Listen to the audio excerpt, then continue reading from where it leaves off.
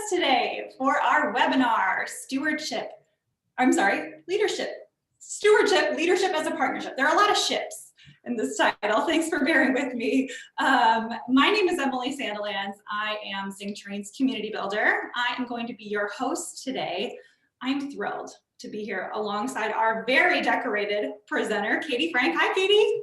Hey, good afternoon, everybody. Katie is our managing partner here at Sing Train, and today is her 15th anniversary with Zingerman's. Yay! We're so happy to have you, Katie. Thank you for keeping your crown on today. We also have Mara Ferguson, who is our keynote liaison. She is here behind the scenes monitoring the chat with me today. So you will be hearing from her and I in the chat. We are coming to you live from all over Ann Arbor, Michigan, but we'd love to hear where you're tuning in from today. So feel free to drop your location there in the chat by clicking the chat button. We would love to hear where you're coming from. We'll do a little roll call. As those locations come in, oh great, here they come. Wonderful, the UK, got folks all over the US. Thank you so much for joining us. Keep those coming in. We're going to be presenting for about 40 minutes today, and we're going to leave some time at the end of today's presentation for Q&A. Feel free to submit your questions throughout today's webinar by either entering them there in the chat where you're entering your fabulous locations, or by clicking the Q&A button at the bottom of your Zoom screen there. We're going to try to get to as many of them as we can during the Q&A. Should we not get to your question, we will get back to you with answers over email in the days to come. We are recording today's conversation. We get asked that quite a bit.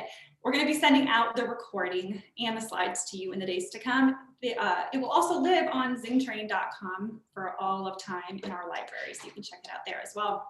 And I'm going to turn it over to Katie. Katie, I'm ready to hear about stewardship, leadership as a partnership. All right, awesome. Thank you so much, Emily. It's wonderful to have you all here. This is a topic that I particularly love.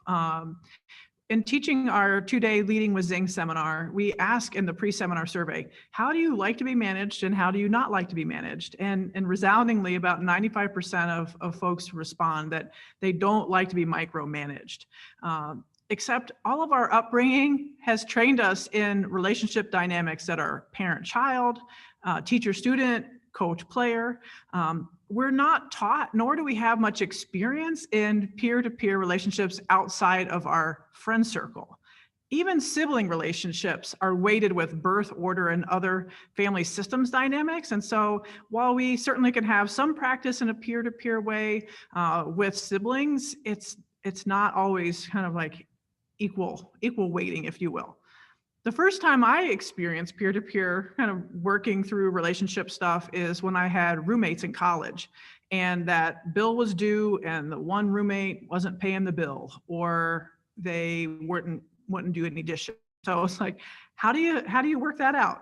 And so we navigate this space, this gray area, and don't have a lot of tools in how to handle these things because we don't really have any formal power or authority over our peers. And yet we know that working together is going to yield us a better result. So what I'm excited about regarding stewardship is it's another way forward. It gives us some more tools in our tool belt to handle those sticky situations and how can we negotiate through to an agreement as peers. So I'm excited to share with you all today. All right, so in terms of what we're going to be going over, here are a few different topics that will be kind of our outline for the next hour. I'll plan to speak for about 35 or 40 minutes to make sure we have plenty of time for Q&A. I'm going to define stewardship. We're going to make the case for stewardship, why it's we think a good way to go in terms of leadership. We'll talk about the 6 components of effective stewardship, and then we'll share our stewardship compact. And if you hear me saying we a lot, we often present in pairs. And so I don't have an alter ego today, but you might hear me say we. So, all right. In terms of stewardship, so Peter Block is someone that Ari and Paul learned about early on in their life as deli owners and partners. And Paul and Ari intuitively treat staff like customers, and they started to see some managers pulling rank with staff, and that was so counterintuitive to how they like to lead that they were really struggling how to put into words how they prefer to lead. And when they read Peter Block's book on stewardship, it gave them some common language for how they would prefer to lead. And so you'll see Peter's definition there. So I really like this, without using rewards or punishment to get things done. All right, and then as Ari continues on in his Building a Better Leader book, he defines stewardship. I bolded the things that I like to call out. So exercising our formal authority only when we actually need to. It's going to build on peer-to-peer, partner-to-partner relationships. And then you'll see we're going to act as if we're going to treat staff, even if we are in a supervisory role, we're going to treat everyone as equal partners, regardless of position. And so one example of how this played out, when Ari and Paul first started the deli, Paul was still working as a part owner of Monahan Seafood Market here in Ann Arbor. And Ari had 50% ownership of the deli. Paul Saginaw had 25% ownership of the deli. And then Mike Monahan, the owner of Monahan Seafood, had 25% ownership of the deli as well. And basically, Ari would always treat Mike and Paul as equal partners. It never came up like who had the most ownership. Ari always approached them as equal partners, regardless of legal ownership structure. And so Ari quotes and says that, stewardship will rewire your reset button. Instead of defaulting to domination, stewardship tells us to take a step back and see if we can't convince everyone to get on board, working with them as if they were our partners, not the hired help. And trying to work through pretty much any situation that involves staff members, stewardship pushes us to ask, what would partners do? The obvious framing in our own organization would be, what would Ari and Paul do if they were in disagreement? So hopefully that gives some good framing for how, as we think about the definition of stewardship. And like I mentioned, we talk about peer-to-peer relationships. And again, I gave a few scenarios of where peer-to-peer relationships play out. But you'll see here, we've got very little practice in peer-to-peer relationships. And the parent-child, teacher-student relationship certainly informs all of our experience. And especially when we get stressed out and we might be in a new leadership role, we're going to default to those creature comforts of how we're used to interacting with one another, which doesn't always yield us the best results. And then again, people don't like to be micromanaged, and stewardship provides an alternate way for us to lead. And it gives us another mode of management in our tool belt. And then again, stewardship is this leadership or management framework that's going to help us convert the obvious, basically we want to work together with people, but how can we get that theoretical approach to leadership into our day-to-day practice? And so that's what we're going to go over. All right. And one of our favorites, the power authority formula. Didn't know you're going to be doing any algebra today. So P stands for power. A stands for authority, and drum roll please, the FU in this formula stands for the frequency of use. And the goal here is understanding that the more we use our power and pull rank, the more we use our authority to pull rank, then the less power we actually have. Ari often talks about, keeping it in your pocket, keeping that authority in your pocket. Let's not use that if we can help it at all. We really want to think about only using that in kind of extreme situations when a decision needs to be made and we don't have time, space, or other constraints in a group decision. A situation that happened for us at ZingTrain in March, we typically make all of our decisions on our team by consensus if we can. And we were realizing as the pandemic was getting underway that no in-person training was going to be happening. And Maggie and I made the excruciating decision to furlough our staff for 5 weeks. And what we came into our weekly huddle and talked about with the team was this decision to furlough. And it was awful because it was just totally against how we typically would make decisions or discuss things with our team. And And basically, that was a situation when we did need to make a call. Now, we felt like it was in the best interest of the business because we were able to preserve cash. And so we were able to bring most of our team back in mid-April, and with the help of some PPP money, continue on and transition our work into a virtual format. So we did use our formal power in that situation to make that really hard call. But we've been able to maintain a pretty good level of sales, and we believe we're going to make it out of this pandemic, gosh darn it, and hopefully be stronger on the other end. So, but we try not to use our formal authority as partners and leaders as more than we absolutely need to. I hope I don't ever have to make that decision again. All right, so the equation at work. So the equation, all of our life experience is counter to that. Again, and parents make the call. There's not a whole lot of, oh, well, what do you think? What kind of decisions do you want to make as a child for a parent? And then examples of when we're tempted to use our authority. Business urgency. Again, I gave an example of when we needed to use it. Time constraints. There might be time when you're in a busy kind of crunch time and you need to make a quick call and there's not time to have good conversation, solid back-to-back negotiation with the staff. If we don't have any idea of how to incorporate ideas from staff, we might have a leader that might be a little more inexperienced and is used to just having kind of a one-track command and control situation. And then a lack of confidence that all levels of the organization understand kind of what's at play, for these respective decisions. So I don't know, Emily, if you mentioned that it's my 15th work anniversary today. So that's why I've got this crown on. Thank you to our team for doing it.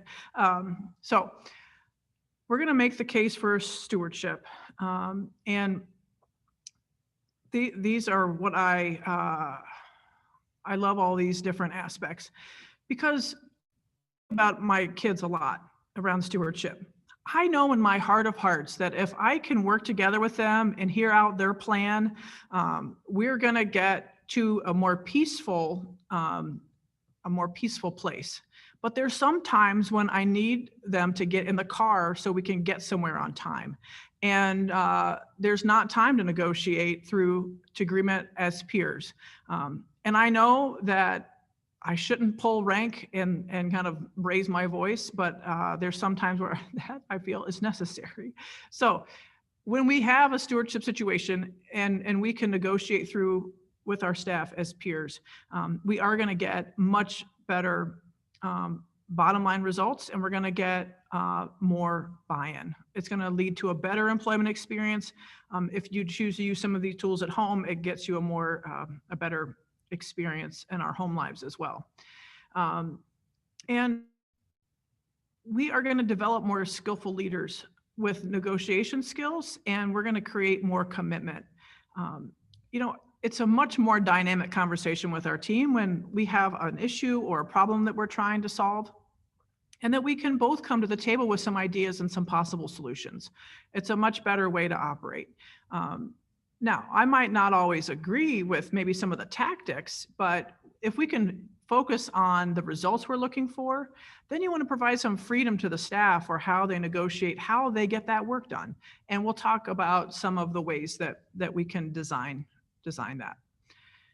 And then everyone is encouraged to take responsibility for their own contributions, so leaders and staff alike. I appreciate that in our organization from day one, we treat people like adults, and that unfortunately isn't always a shared belief out in the work world.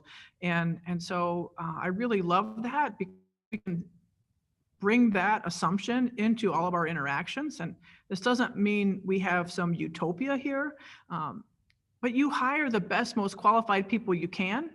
And so we want to treat people with that same dignity and respect as we come to how should we approach this work problem. Or I might have an issue at home that is impacting my work. How can we get to a solution that honors both what I need outside of work and then what I need here at work? And then a big reason for us that this certainly aligns with our guiding principles. we often talk about servant leadership in our organization, how to best serve the organization, how to serve those within the organization. And I think stewardship is living out servant leadership in the day-to-day. Robert Greenleaf, who we learned about servant leadership from, he quotes and says, "The trouble with coercive power is that it only strengthens resistance. And if successful, its controlling effect only lasts as long as the force is strong. It's not organic. Only persuasion and the consequent voluntary acceptance are organic."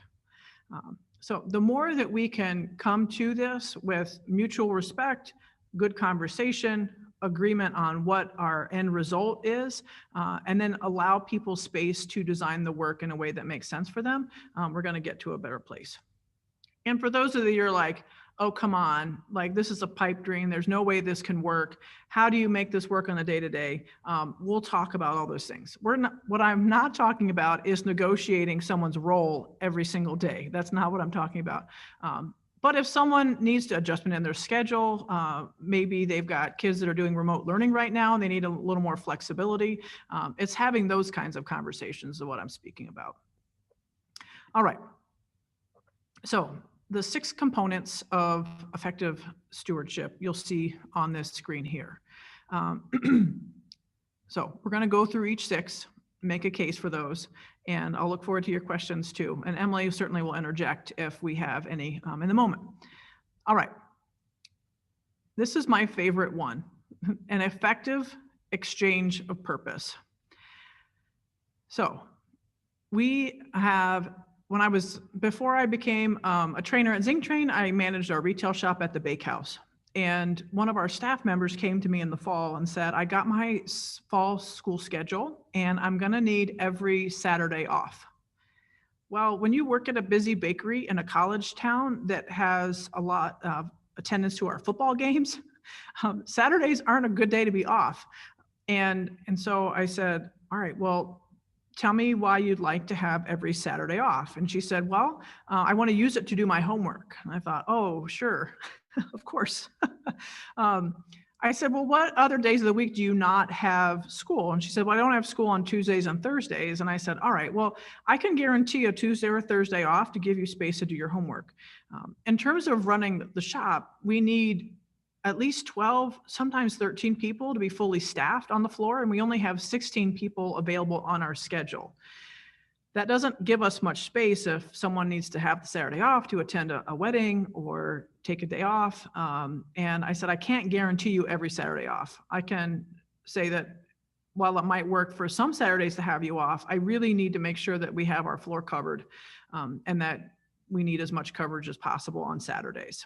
And I'll commit to giving you either a Tuesday or a Thursday off so you can get your homework done. So you can see an effective exchange of purpose. The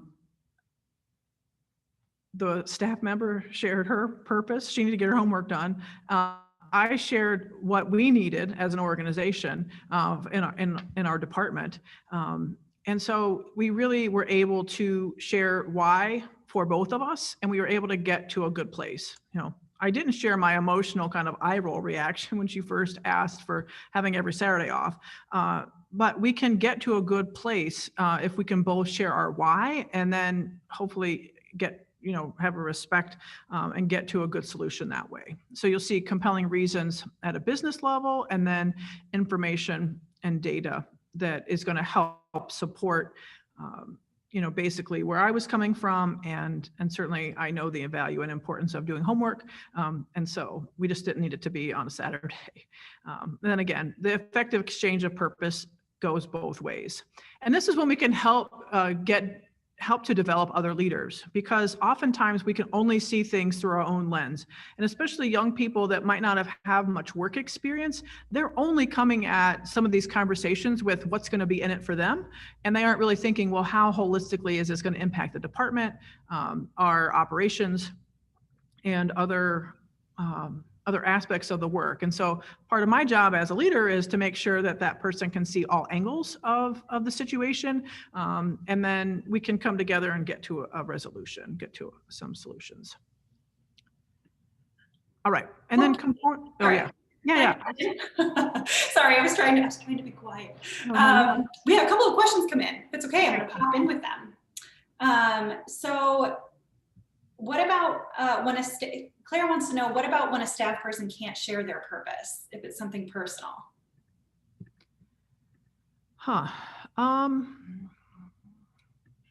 Well, I think in that situation, you need something to go on.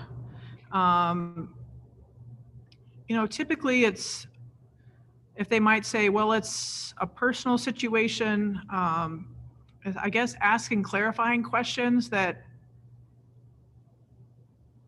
maybe focus on what they could do. If it's like an availability thing, when could you work? That's tricky if they're not able to disclose certain things. If you can give them your word that you're going to hold their information in confidence,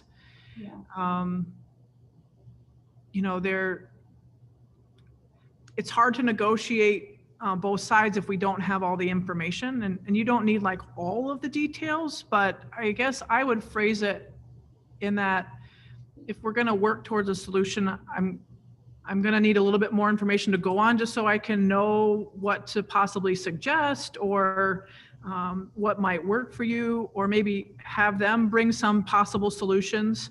And then, I always try to, how can we focus on getting to a yes? How can we get to a yes? And if I don't have to know, then that's fine. But from a servant leadership standpoint, the more I can help support the whole person, I think the better we will be, without trying to push the person outside their comfort zone. So I don't know if that answers it, but I guess if they're not willing to share certain things, then I would put more burden of responsibility on them to bring some solutions, because I don't have all the information. So I guess from my standpoint, I would share kind of what we need as an organization and in our department, and then ask them to bring some solutions that might work. And then we can work through kind of talking through those scenarios to see which would work best for both of us. Thank you. Thank you, Claire, for that question. I'm gonna leave again. Carry on. Okay. Yeah. And John mentioned, I think there's a trust component to the shared purpose issue too. Absolutely. Okay. And Claire confirmed, domestic violence situations, assault or mental health issues. Yeah, absolutely. I think sharing, you normally can get a feel if something's going on. And so suggesting, the employee assistance program can help there. And then just making sure they know that you're in full support of them, and checking in regularly and so forth. So, okay. And then the other part that we think about a lot often at ZingTrain, Maggie, our founding partner at ZingTrain, often talks about, trusting that the work is going to get done and not needing to micromanage how people do the work. Some people work in the morning, some people solid kind of work day. Others, I know for me, we might have a lot of meetings during the day, and I am able to catch up on some work in the evening. So it's really kind of leaving how people get their work done to them, and making sure that the work is getting done, but not kind of getting caught up in the how. All right, negotiating. Whoops. Okay, we talked about exchange of purpose. All right, emphasis on performance results. So another, I also love this one. We can fight tactics. If you feel like you're having trouble getting somewhere in a conversation, you might be arguing tactics, and you might not be focused on kind of how have we defined success. Let's focus on the performance results.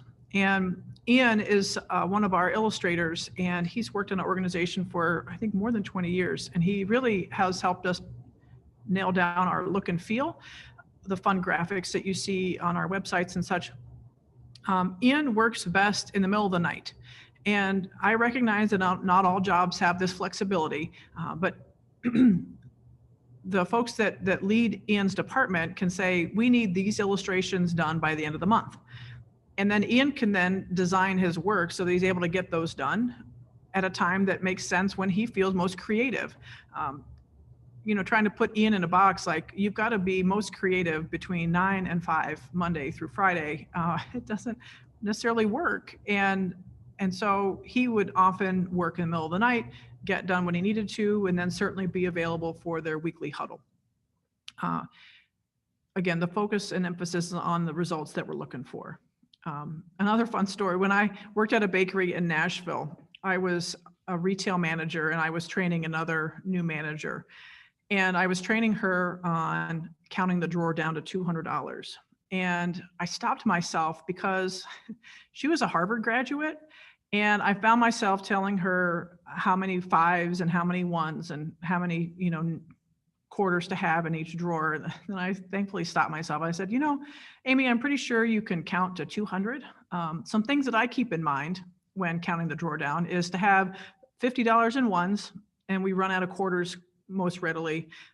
So having at least $20 in quarters and about $65 in 5s is my guideline. And then I let her decide how she wanted to count down that drawer to 200. So in terms of the emphasis on results, we don't work in utopia. So maybe a staff member comes to you with some far-flung idea, but it doesn't have any positive impact on the business. That's not going to work. And so it's like maybe someone wants to, pre-pandemic, the hot button thing was working from home or having a flexible schedule. Well, now it's kind of like we all are doing much better figuring that out. But we've got to be able to meet the business needs while still honoring what the staff member might need.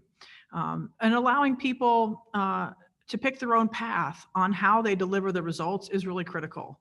And so, again, focus on results, not the tactics. I was having a conversation with one of my colleagues, and she had a certain idea of success for her kids in virtual school and how that was going to go. And her husband had a different idea of how virtual school was going to go. And I said to her, I said, well, it sounds like you and your husband have different ideas on how it's going to go, but I think you can both agree that success looks like, X, Y, and Z for your kids in virtual school. If we can at least get to agreement on what success looks like, we can always go about things in a much different way. And what we will always argue on tactics if we haven't gotten clear on what success and what that performance result is that we're going after. So, and then you, again, want to provide the freedom to the staff in order to get those agreed upon results.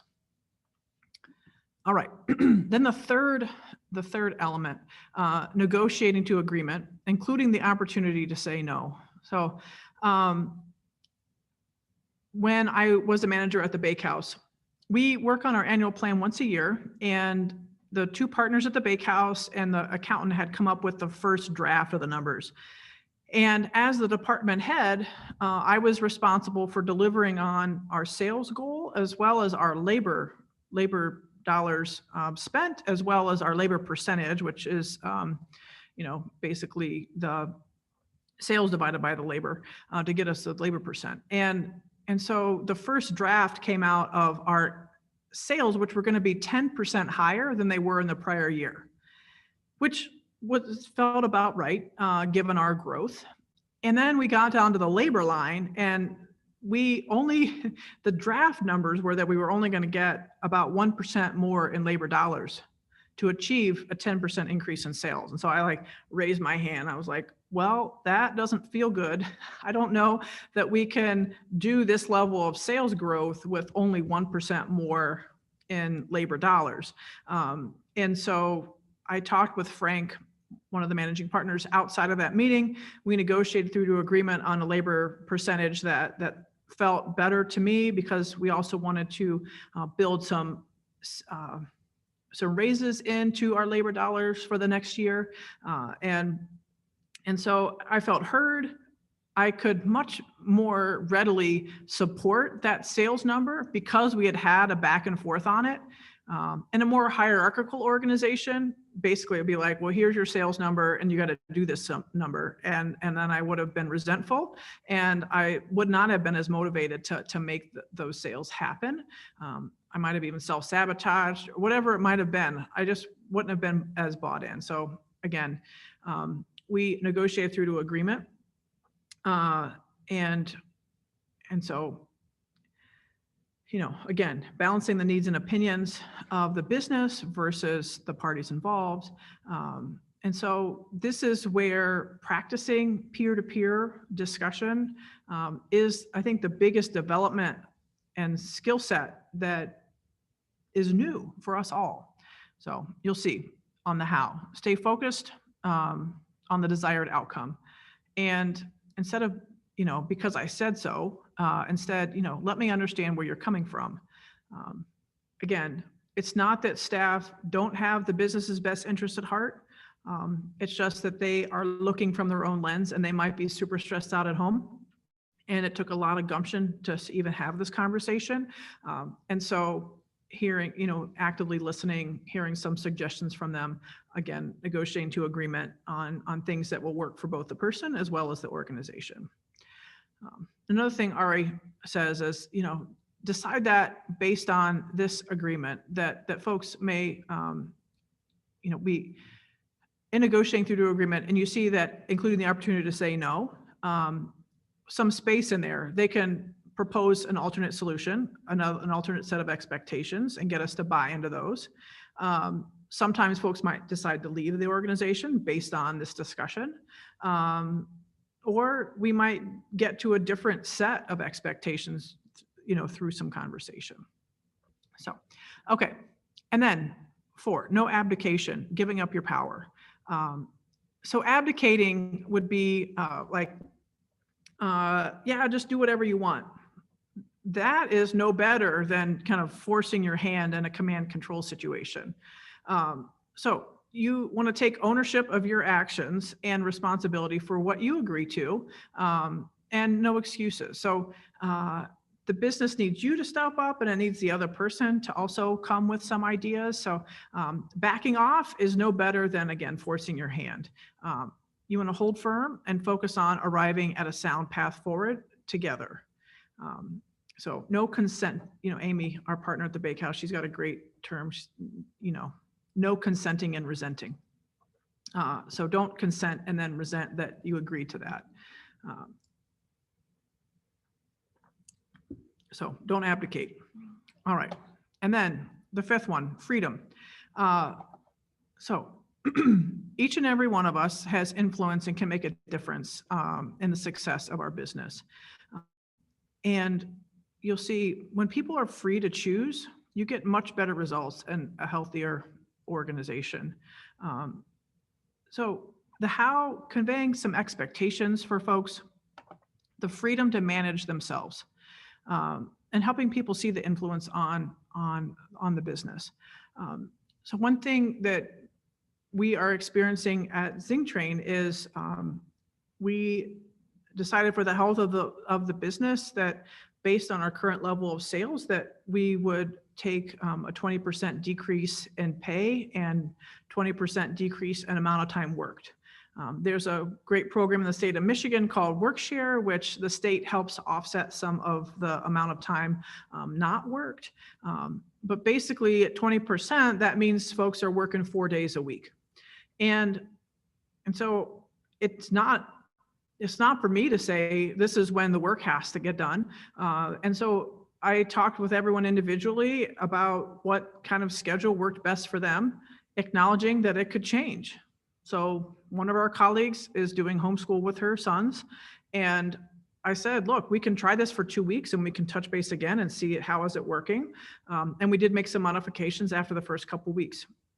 Other people don't have kids, but they might want to have a certain afternoon of the week off, or maybe they want to take Fridays off.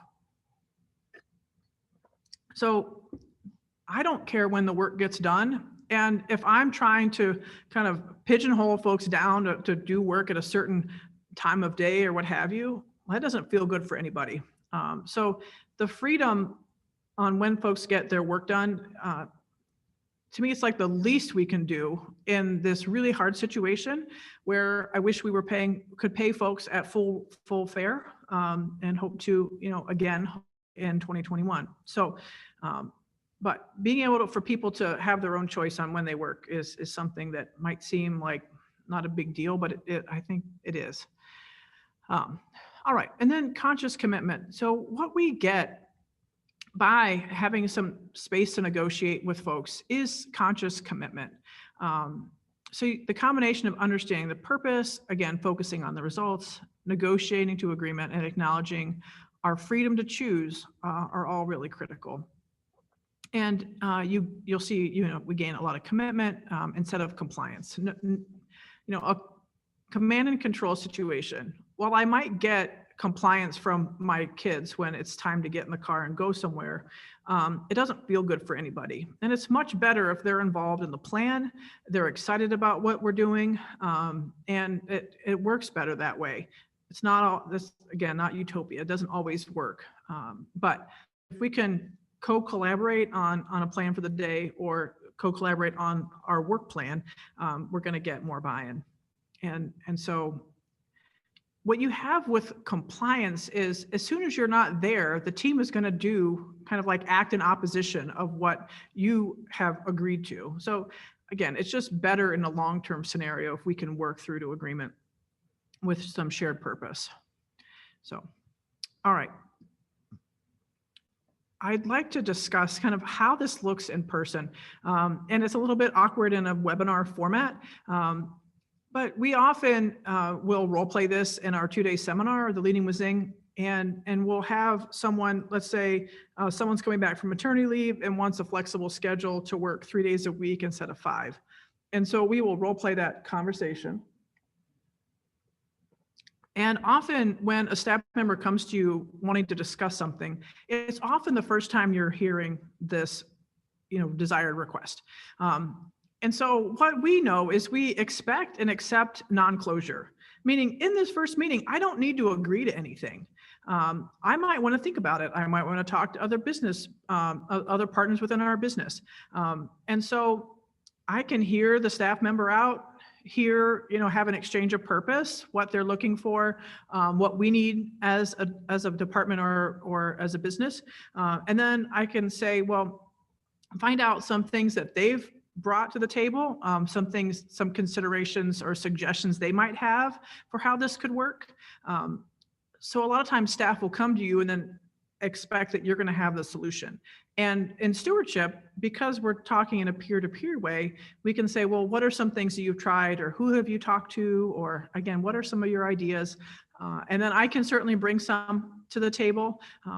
But before we get into that meeting, I'm not going to have all of those written down. It's going to be a dialogue and a back and forth. And then another one of our favorites is, let's say we are going to adjust someone's schedule. And this often comes up with, well, if you adjust this person's schedule, then does that mean you have to adjust everyone's schedule? And this is when we go to the team and say, John rides the bus. The bus route is running consistently 15 minutes late. While we typically start the shift at 10, what if we started John's shift when he works at 10:15? That way we can make sure that John can get to work on time, because the other option is that John is arriving an hour and a half before his scheduled shift. He has young kids at home and he wants to be home to help with the kids as much as possible. So being away 3 hours to work a shift just based on the bus schedule doesn't feel great either. And so we take it to the team, and then the team normally, once they know, again, the exchange of purpose, some of the compelling reasons why we want to make this change, they're typically on board. And if we say, we're going to try this out for 2 or 3 months, they're a lot more likely to say, hey, let's try it, because they know we're going to revisit it in 2 or 3 months, and it's not going to be written in stone forever. I really like that. And Maggie, our founder at Zing Train, is really good about that. Let's try this for a certain amount of time that we agree to, and then we can revisit it. All right, the Stewardship Compact. I really, really like this. For those familiar with our training, this compact mirrors our training compact. And there's a few assumptions that we have with this compact. Entering into our work agreement is that we are assuming that we've got 2 adults that are going to be discussing, and that we're both going to play a role. So we're both going to live our side of the compact. And again, we don't negotiate on our day-to-day work. This is, again, if we need to make a shift or a change in someone's schedule, so we can I don't want to try to imagine all the different scenarios, but this is what it looks like. You see the leader's role: document clear performance expectations. Again, the emphasis on results. Provide training resources in order to meet those expectations, recognize and reward performance. And then the key, as we've been mentioning all throughout, the freedom to manage the day-to-day work within established guidelines. So this came up. We training in a virtual format. We have, there's 5 of us on our training team. We all have different styles on how we like to train. Some of us have like a laptop plus 1 large monitor. Some of us have just a laptop, not a second monitor. We have one that requires a lot of kind of logistical, a lot of moving parts. Some trainers find it really helpful to have 2 screens up for that training. And as we were bringing up to speed one of our trainers for that training, they only use their laptop. And so when I work with another one of our trainers that prefers 2 screens, I was like, look, we're not going to micromanage how this person prefers to train. What we need to do is this is what we expect, that we're able to have these functions during the workshop. We're able to keep up with these logistical things. Now, if the person tries it out and it doesn't work, then they can freely choose that they might want to consider a second screen. But I don't need to, as the leader, kind of mandate how someone's going to work. So the freedom to manage the day-to-day work with the agreed upon guidelines. Now, the staff's role on the right-hand side, to either deliver on those agreed upon results or negotiate through to agreement on an alternative set of expectations. So which do you think we prefer, the top part or the bottom? When I first answered this question, I thought for sure the top one, just deliver on those results. But the bottom one is going to get us some more discussion, more buy-in, because if the staff member is going to be doing the work, only they know how to best organize their work to make it work for them to deliver on the results that we've discussed. So we actually would prefer the bottom portion of the staff's role. Again, we still expect that they're going to deliver on those results, but they have the freedom to choose on how they organize.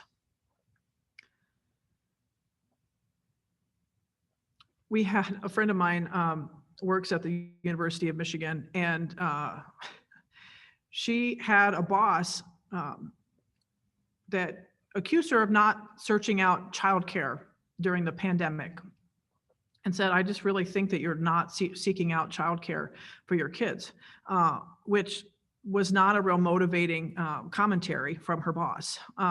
And she was not given the freedom to design her work in a way that was going to work for both the department and her family. And so that can be a real stress.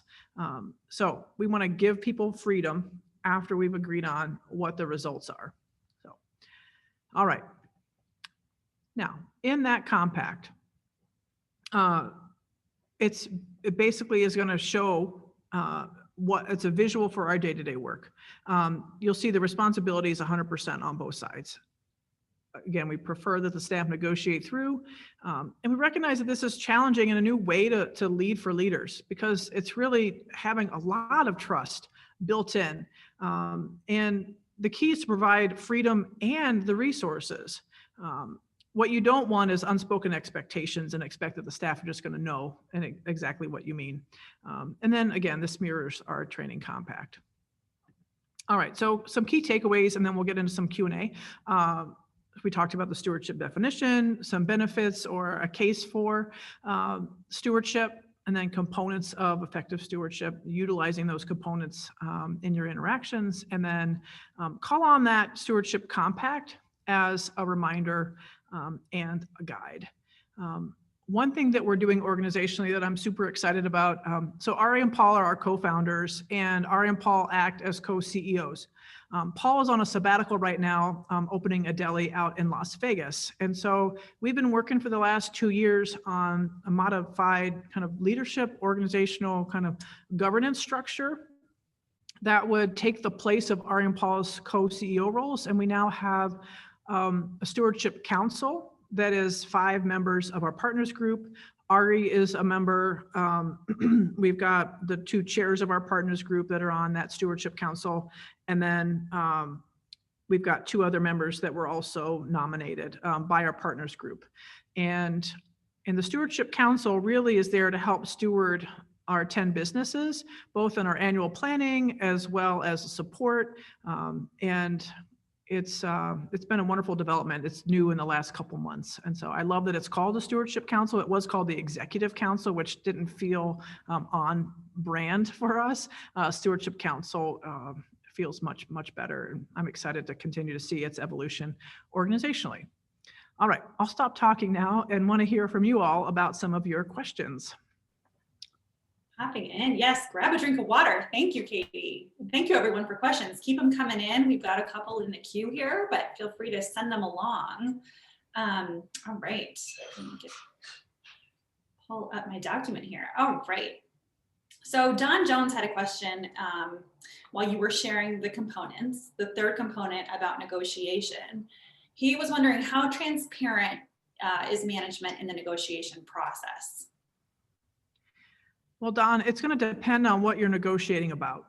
If it's going to be something that's impacting the whole team, I'm not going to disclose kind of like the nature of the discussion, but let's say someone's going to change when they work or some aspect of their job is going to change. That's going to absolutely impact the team. And so maybe we have a weekly meeting, we would reserve time in that meeting to discuss. We have a process called bottom line change, which really gets at what are the compelling reasons for the change, and then what's the vision for what success looks like once we've made that change. And in that meeting, we would share the compelling reasons for why we were going to make the shift. Maybe a 1-paragraph vision for what success looks like. And then we could open the floor for Q&A. And so I'm not talking about kind of performance management discussion. This is really just, if this is going to impact someone's work, I would always default to sharing more lavishly than keeping things kind of in the background, unless it's a safety or mental health situation. If someone is in an abusive situation or something like that, we wouldn't discuss those things except for this person's going to be working a modified schedule for the next couple months until, and we're going to revisit that in September or what have you, whatever the timeline is. So I hope that helps. Yeah, Don, you can let us know if we need to elaborate anymore. Julie just submitted a question like 3 seconds ago. So I'm going to pose this question from Julie. How do you suggest bringing these processes, up from employee to management in an environment where the trust between management and the employees is not strong? So can you read the first part again? Yeah, of course. How do you suggest bringing these processes up from employee to management in an environment where trust between management and employees is not strong? Yeah, that's a tough one. I'm going to go back to bottom line change. I think when you can so bottom line change is making a change that's going to have a positive impact on one or more of your bottom lines. At Zingerman's, we measure on food quality, service quality, and financial results. Our food quality at ZingTrain is the quality of our training.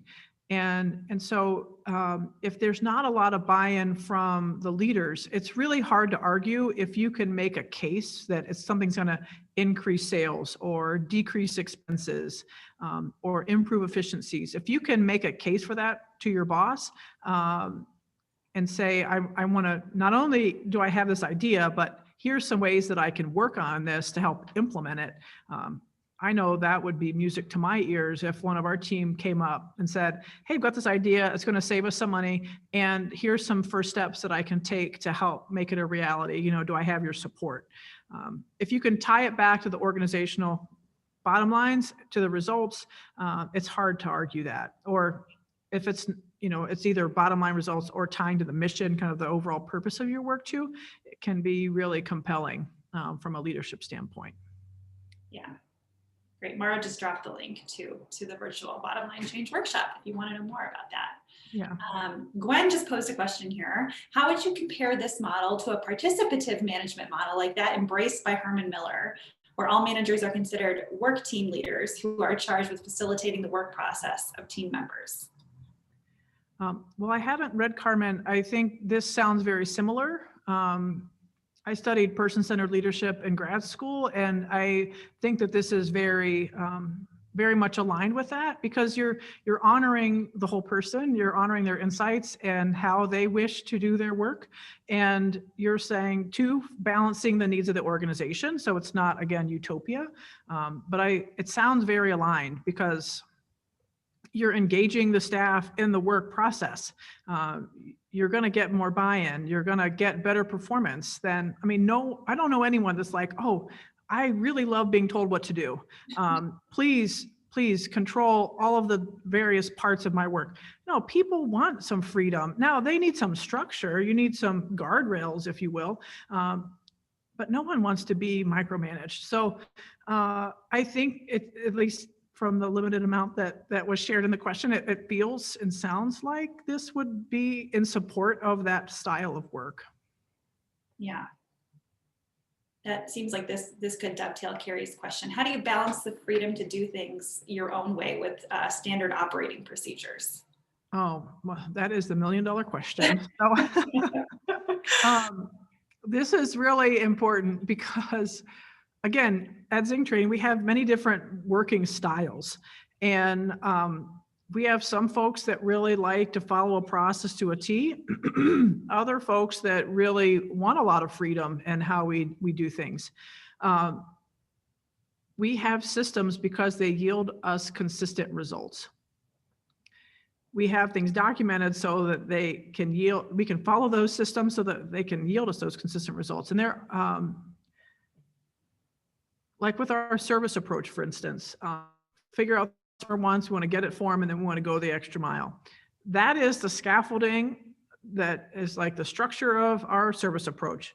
How I greet a customer, how I deliver the extra mile, that's where I can influence and have some more of my personality displayed. But I've got to still do all those 3 steps in order to follow the recipe.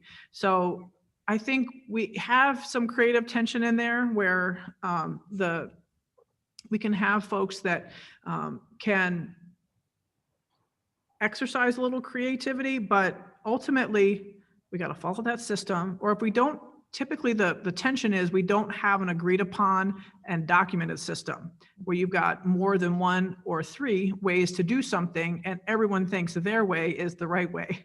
So that's a great stewardship conversation with an emphasis on results. And especially as we've been in this virtual environment, how we've done things for all of our in-person training doesn't necessarily translate to a virtual format. And so some of our systems needed to get updated.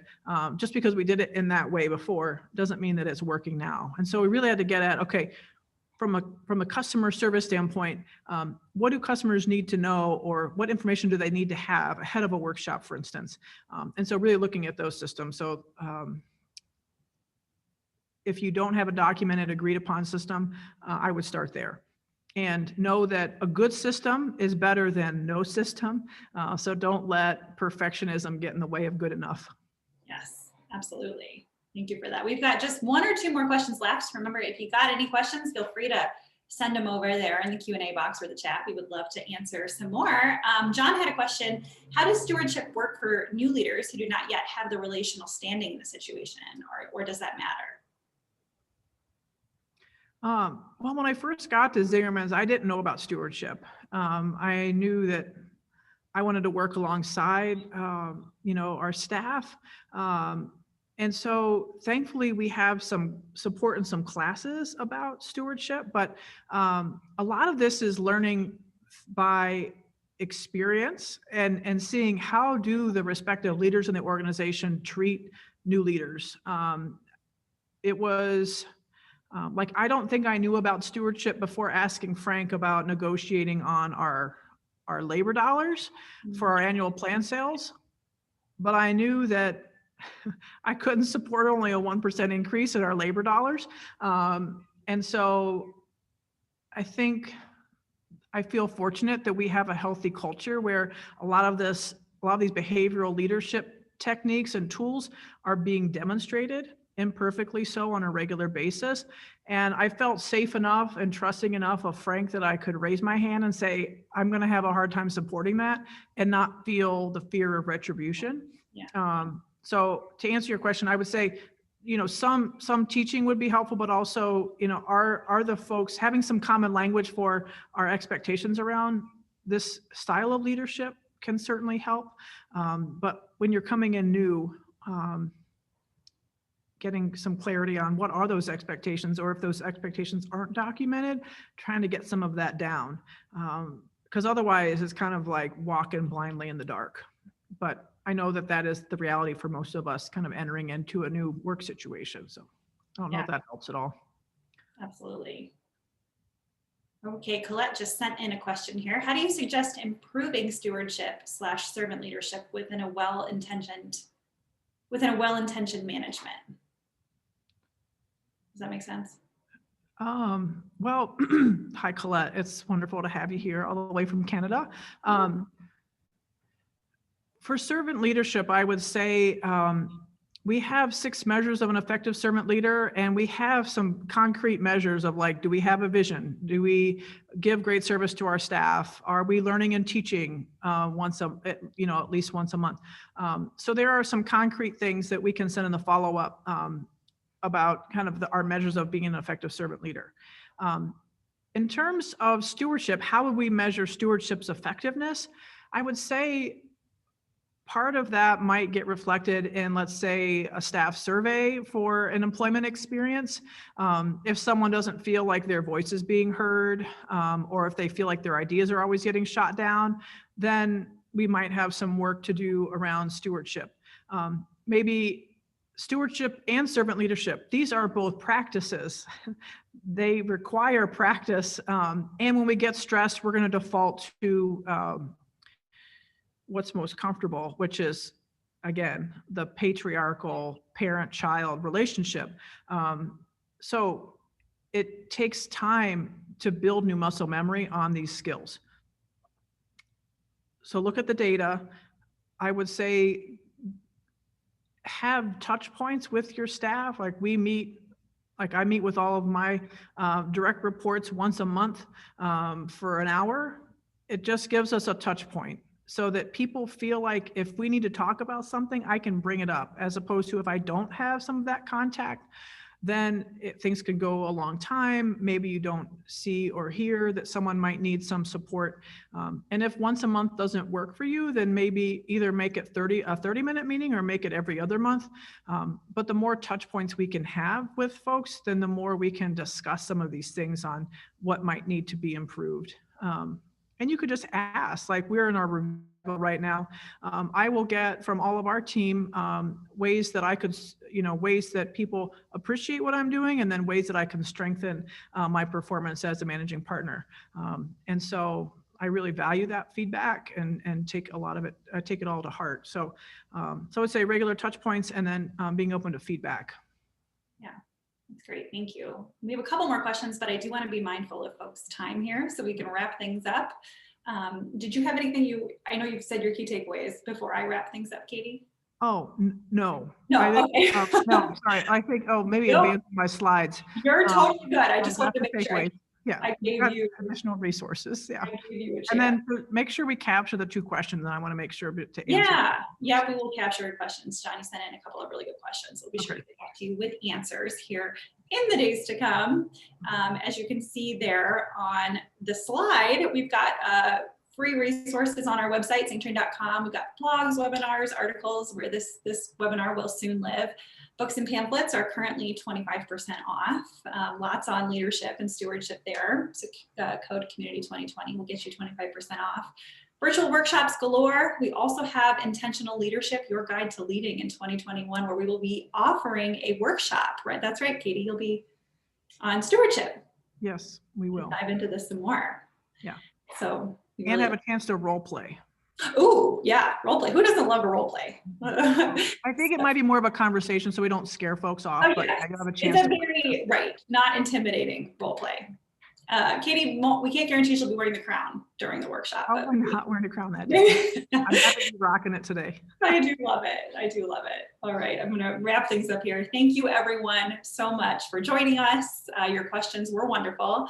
As I said, there are a few still outstanding. We'll get back to you with answers here as soon as we're able to. Katie, thank you so much for your time today. Yeah, it's my pleasure. Thank you all for being here. Yeah, thanks everyone so much for joining us. We're going to be sending out the recording. A few people have asked about the recording and the slides. We'll get those in your inboxes here probably within the next 24 hours. I would imagine if you have any questions or you'd like to continue the conversation, feel free to email us anytime at zingtrain@zingermans.com. Mara, if you don't mind dropping a link to a survey, we'd love to hear what you thought of the webinar today. That will also be in the follow-up, but you can find it in the chat here momentarily. We'd love to hear what you thought, what you'd like us to talk about in future webinars. And with that, I'm going to close things out. I hope everyone has a really wonderful day. Thank you.